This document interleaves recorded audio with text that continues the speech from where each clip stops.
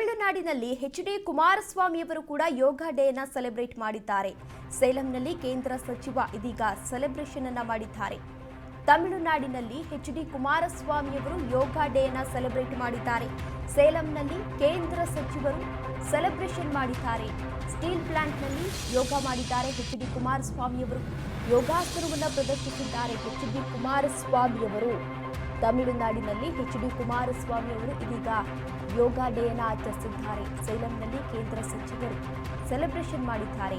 Steel ಪ್ಲಾಂಟ್ನಲ್ಲಿ ಯೋಗವನ್ನ ಕೂಡ ಮಾಡಿದ್ದಾರೆ. H D. ಕುಮಾರಸ್ವಾಮಿಯವರು ಯೋಗಾಸನವನ್ನು ಪ್ರದರ್ಶಿಸಿದ್ದಾರೆ. ಎಚ್.ಡಿ. ಕುಮಾರಸ್ವಾಮಿಯವರು ದೇಶದಾದ್ಯಂತ ಈಗಾಗಲೇ ಯೋಗ ಡೇಯನ್ನು ಸೆಲೆಬ್ರೇಟ್ ಮಾಡಲಾಗ್ತಾ ಇದೆ. ಪ್ರಧಾನಿ ನರೇಂದ್ರ ಮೋದಿಯವರು ಕೂಡ ಈಗ ಆಂಧ್ರ ಪ್ರದೇಶದಲ್ಲಿ ಯೋಗ ಡೇಯನ್ನು ಸೆಲೆಬ್ರೇಟ್ ಮಾಡಿದ್ರು. ಇದೀಗ ತಮಿಳುನಾಡಿನಲ್ಲಿ ಎಚ್.ಡಿ. ಕುಮಾರಸ್ವಾಮಿಯವರು ಯೋಗ ಡೇಯನ್ನು ಸೆಲೆಬ್ರೇಟ್ ಮಾಡ್ತಾ ಇರುವಂಥದ್ದ ಗಮನಿಸ್ತಾ ಇರಬಹುದು.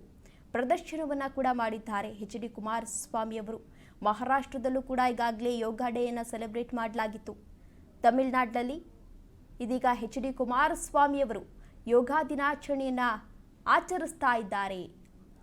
ಹಲವಾರು ಆಸನಗಳನ್ನು ಕೂಡ ಮಾಡಿದ್ದಾರೆ. ಎಲ್ಲರ ಜೊತೆಯಲ್ಲಿ ಎಚ್.ಡಿ. ಕುಮಾರಸ್ವಾಮಿಯವರು ಕುಳಿತುಕೊಂಡು ಇದೀಗ ಎಲ್ಲ ರೀತಿಯ ನಮಸ್ಕಾರ ಇರಬಹುದು, ಆಸನ ಇರಬಹುದು, ಎಲ್ಲವನ್ನ ಕೂಡ ಮಾಡ್ತಾ ಇರುವಂಥದ್ದನ್ನ ಗಮನಿಸ್ತಾ ಇರಬಹುದು. ನೀವು ಕೂಡ ಸೂರ್ಯ ನಮಸ್ಕಾರ, ಶವಾಸನ ಸೇರಿದಂತೆ ಸಾಕಷ್ಟು ಆಸನಗಳನ್ನು ಈಗಾಗಲೇ ಮಾಡಿದ್ದಾರೆ. ಮೊದಲು ದೀಪ ಬೆಳಗುವ ಮೂಲಕ ಕಾರ್ಯಕ್ರಮಕ್ಕೆ ಚಾಲನೆಯನ್ನ ಕೂಡ ನೀಡಿದ್ರು, ಕಾರ್ಯಕ್ರಮವನ್ನು ಉದ್ಘಾಟಿಸಿದ್ರು. ಅದಾದ ನಂತರ ಇವತ್ತು 11ನೇ ಅಂತಾರಾಷ್ಟ್ರೀಯ ಯೋಗ ದಿನಾಚರಣೆ ಏನಿದೆ ಅದನ್ನು ಎಚ್.ಡಿ. ಕುಮಾರಸ್ವಾಮಿಯವರು ಕೂಡ ಸೆಲೆಬ್ರೇಟ್ ಮಾಡಿದ್ದಾರೆ.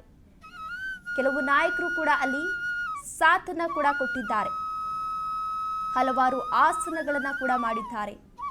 ಚಕ್ರಾಸನ, ಶವಾಸನ, ಸೂರ್ಯ ನಮಸ್ಕಾರ, ಹೀಗೆ ಹಲವಾರು ಆಸನಗಳನ್ನು ಕೂಡ ಎಚ್.ಡಿ. ಕುಮಾರಸ್ವಾಮಿಯವರು ಮಾಡಿದ್ದಾರೆ.